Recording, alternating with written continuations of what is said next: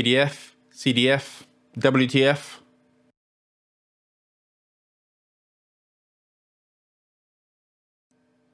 Hey everyone, welcome back to another episode. I am Tino, aka The Dirty Quant. Today we're going to talk about transformations of distributions. This is something that I find in general it scares people because you're sort of putting numbers in, you get numbers out, and you're not really ever sure how it should really work. What should you be using when? I've tried to put together a really simple guide, and it should really help you along the way.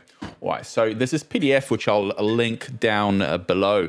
Essentially, where you should really just start, in the middle. Are you simulating data or not? Right. So there's obviously this is like the glue of statistics. These sort of transformations are really what sort of puts everything together and lets you really put things in a convenient format for various reasons. So look, I'm really big into sort of simulating, so these come in like really handy. So if you are simulating, you should start with pick your poison, but a NumPy random.uniform hat is a great sort of starting point where you can generate uniform data.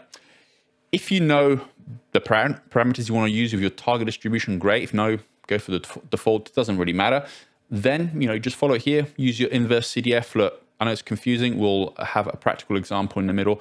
I'm not going to go through all the little combinations here, but you essentially can follow this through and go, okay, well, what do you want to do with the data?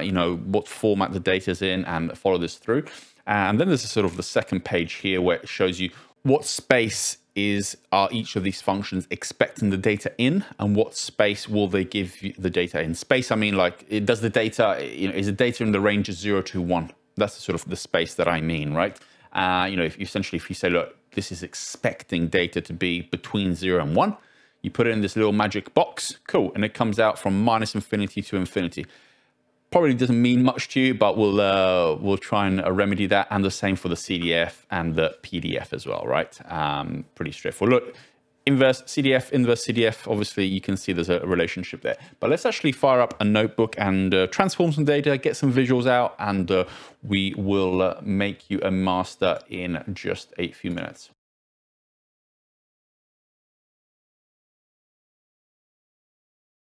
Fixing the random seed, doesn't matter, don't really have to. So, right, I'm going to start off by generating some random uniform data using our friend NumPy, right? So what does that even mean? So this is what uniform data looks like. So uniform means that it's flat. There's nothing that happens more often than something else, right? So, and you can see at the bottom, it goes from 0 all the way to 1. And you're saying, well, Tino, look, it doesn't look very uniform to me. Well, I generated 1,000 samples. If I were to generate, I don't know, 100,000 samples, it would look a lot flatter, but I don't want to kill my computer. So let's just keep it at 1,000. Happy days. Just pretend that that's a straight line, right? So uniform, that's really our starting point, right? For a lot of statistics, this is a really good sort of starting point. I know that normal real life data doesn't look like this, but we'll get there in just a second. Cool, so I've got my uniform data. And let's say I want to generate data that is in the sort of, I don't really want to use the word normal because normal means something in statistics. So let's just use the word traditional or raw data, right? So let's say heights of people in the office. Look, I want to generate, what would it look like? People are in the office and their heights, right? So from here, I would use, my data is indeed in that space, 0 to 1. This is what my uniform random data looks like. And I'm going to use our friend inverse CDF, right? And it's going to output data from -infinity to infinity. You think, well, people are not -infinity tall or +infinity tall. Yes, that is quite correct. But let's sort of look at that. So look, there's a few sort of key takeaways here. You can use this, and CDF stands for Cumulative Distribution Function, and I can't spell. And it takes in data in that 0 to 1 space. Lower bound value is -infinity, upper bound is infinity. So it transforms a 0 to 1. So it's just a mapping function. It takes that 0 and makes it -infinity, takes the 1 and makes it infinity, and everything in between. What that CDF is of is up to you. You need to tell it, okay, this is the distribution that I'm seeking. Most of the time, and this is statistics is really built on, is the normal Gaussian distribution, right? So this is what we're going to do here. So here, this parameter here, norm.ppf, which is the same as inverse CDF. You know, it's really up to you. Percentage point function, I prefer inverse CDF, but up to you, right? Feed it in the data in the 0, 1 space, which we already have. And this is normal, so it needs a location and a scale. That's just the mean and the variance of it. So I'm going to have a mean of 160, and I'm guessing scale is, yeah, variance 1. Okay, cool. So, and that's really it. So I'm going to generate some normal data and then actually plot it because we actually want to look at it. And that's sort of it. So now I have data which sort of resembles height. You got, I don't know, an average of about 160 centimeters, you know, sounds about right. And we've got a few tall people over here, 180 centimeters plus, and a few sort of more compact people here on the left. And that's really what it looks like. If you say, look, I think that data is more skewed one way, it's got this sort of distribution, happy days, beautiful. Change that inverse CDF to a distribution that you think would suit whatever it is that you're targeting. It doesn't have to look like, doesn't have to be normal. World is your oyster as long as you have the inverse CDF function for it. So this is not, there's not one inverse CDF. Every distribution has a set of CDFs, PDFs, inverse CDFs. It's up to you to sort of put these together and transform data. And this is sort of not too dissimilar to what I did in the copula video. It's really all based on this sort of stuff. There you go. Look, I started with uniform data that has no flavor, has no characteristics, right? And I've transformed it into what could potentially be, look, I've got 1,000 people entering my office or whatever it could be, right? And this is what their heights would be. So, you know, where should I sort of, how high should I build the doors? I don't know, whatever example you want to do, right? So, and now you have some data that can go into your model and then can flow through, right? Happy days. All right. So what if I want to take raw data? So this, let's call raw data that you would sort of see in the real world. So this is sort of real people's measurements of heights, right? And I want to transform it into uniform data. Well, in this case, I actually use the CDF, cumulative distribution function. It expects data in that minus infinity to plus infinity. That's what the sort of bounds, and it will return to you something in the 0, 1 space, right? But if you use, yes, theoretically, minus inf, plus inf, look, SciPy, I've seen it sort of stops at about minus 37 and plus 8. So it's quite a long way from plus and minus infinity. But those are obviously huge numbers. Essentially, think of them like standard deviations. Huge numbers, more than you'll ever need. So SciPy, thank you very much for your kind service. Yeah, lower bound 0. So the lowest number is going to spit out is 0 and the highest number is 1. Standard normal, again, it's like 90% of statistics can be served by that. There's this special symbol called phi. It looks like, I don't know, a circle with a bar going through it. And it's got this characteristic is that for the normal, because it's symmetrical, the minus a value, whatever it is, x that you're putting in, right? This is the input value. So minus infinity to infinity, let's call it, say, minus 3, right? It's going to be the same value as 1 minus phi of just 3 on its own, right? So it's got that symmetry. So sometimes you'll see these, like, you know, remember if we did stats at school, we had all those tables and stuff. This is all it is. It's just those tables are just transforming one input into sort of something else, right? So here, I'm going to input that normal dis data, which is the data I had here with my heights, right? And then I'm going to push it through the CDF. In this case, you've got to know what the parameters are, right? So there's this little caveat is like, okay, what is the mean and variance of this data? Or sometimes you don't know, or the data is like too complicated, but you can make an approximation. And there we go.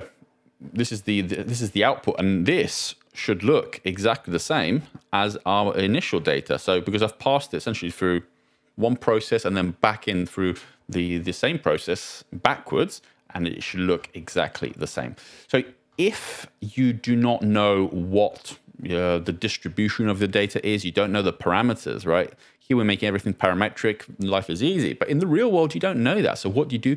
You can use something called an empirical CDF, which just essentially just takes the data that you have and says, well, that lower number, I'm going to map it to 0. That highest number, I'm going to map it to 1, and then just going to smooth out the data in between. You do obviously need quite a few samples. It's not parametric. It's just sort of magic, but it does still give you data in that uniform, and you can use it as such, right? Happy days. And what about PDF? You hear this sort of PDF probability density function as well. How does it fit into all of this, and what are its characteristics? So it expects data in the minus infinity to plus infinity. Again, raw data, just normal measured data, let's just call it. And it will give you a value that's always above 0. Okay.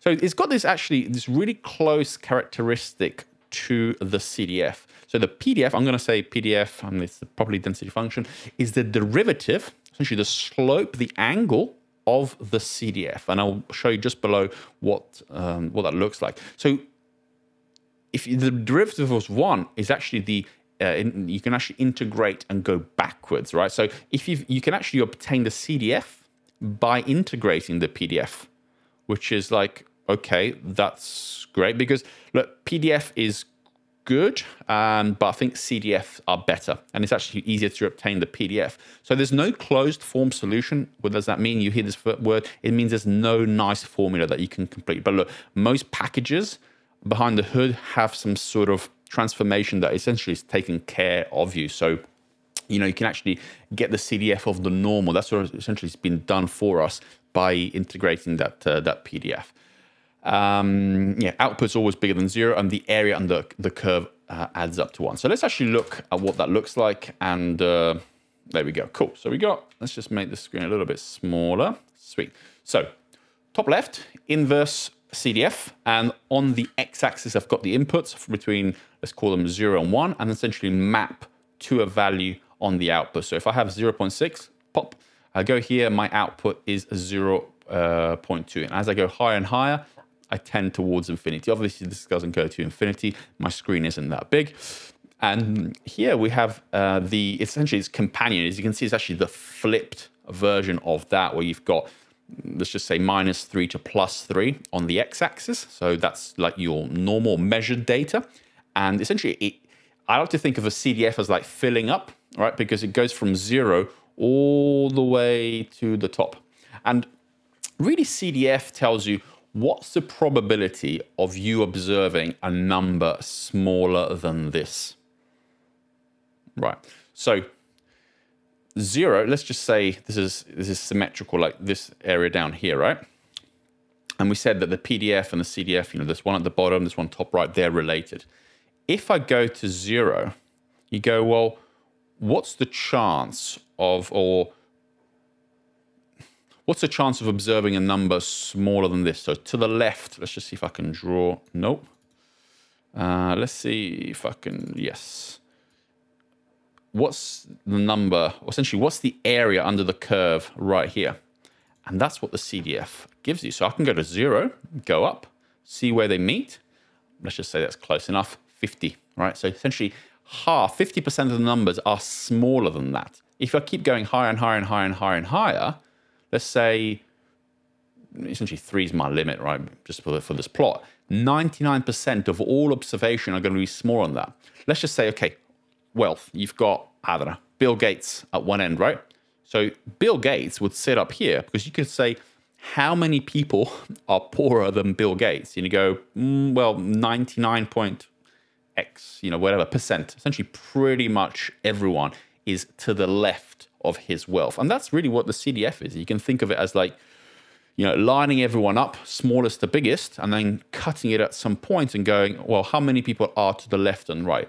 And because of that property, and especially this property that we said here, especially for this one here, because of that symmetry, we can start to sort of say, okay, well, what's the probability of, how many people reside in this chunk? Let's say this is, let's say this is people's wealth, actually, this distribution down here, right? So the -3, they're actually net debt. So they got -$3, and the people here got +$3. So you go, well, what's the proportion of people that have between $0 and $1 of assets? So I could take, essentially, I want to measure that area here, right? And this is what we always did at school with those tables, but I found them very confusing. And to measure that area here would be very hard, but all I need to do is go to my friend CDF, go to 1, go up and measure up, and that's going to be 0.84. So 84% of people have less than $1 worth of wealth. And then I can go to the 0 and go, oh, that's, let's just say, a half. So it's going to be roughly like 30% of all people sit in that area there. So 30% of all of my sample have between $0 and $1. And that's sort of pretty much it. So it sort of makes, I guess, in practical terms, the PDF a little bit redundant, because you go, well, I can't really, the number that comes out here, you can't really use for anything yourself. This number here, if I just had to have one thing, I would have just a CDF, because I could flip it, get the inverse CDF, happy days. It's a number. It's a transformation that makes sense to a human, but this doesn't. The PDF doesn't actually make sense to you. Where the PDF really comes in is if you find the log, or natural log, ln, and if you find the log of the function, you can use in what's called the log likelihood. And then when we're trying to find parameters, in which function generated it, and this is where it comes into like things like optimizers, and they use something called like maximum likelihood estimation, or you can use it in MCMC, which I'm a big fan of. And that's where the PDF comes in, because I'm just going to feed it values, and it's going to return to me higher, lower. It's sort of playing like Marco Polo, when you say, hotter, cooler, Marco Polo, am I getting close to the parameters that generated this data? And that's what the PDF can tell you, right? And it's, it's really, really powerful. Definitely a story for another day, but that's sort of pretty much it. Have a look at this notebook. Have a look at this. This is a very simple guide here. What is my data? Which format's my data in? Is it like in raw data? Okay, cool. So I'm probably going to be using the CDF, right? Great. I want to transform it into, say, something that's 0 to 1 to just know, is this a big number, a small number? I guess you could use like a Z-score if you want to do that and just transform into something small or big. But the nice thing about transforming it into that uniform 0 to 1 is then you can use another distribution to transform it into something else, right? So you've got your data in one format and then transform it into something else. You can start to simulate from it, just because you've got something that's like a common language. So pretty handy. Hope you found that useful. It's a great introduction. I think this is like the key foundation to stats, and knowing these, understanding, okay, what number good. Look, play around. Get the CDF. So if you get the CDF and play around, so just get some code. Go away, Cortana. Right. So we said, oh well, if I put a number, it expects a number in which space? Minus inf to inf. What if I put -1? What number comes out? Okay, 15. What if I make it minus 5? Okay, starts to become really, really small. Okay, what if I make it, I don't know, 1? Right, what if I make it bigger? 3. Okay, starts getting really close to 1. What if I make it, obviously you got, putting 7 here, we've got sort of like the Tres Comas clubs, if you know that reference, right? This is my own brand, Tres Comas. So, okay, so this essentially, think of it as like standard deviations or, whatever from our data, like pretty much all of it's going to fall below that. And if you get into these extreme numbers, something's usually up.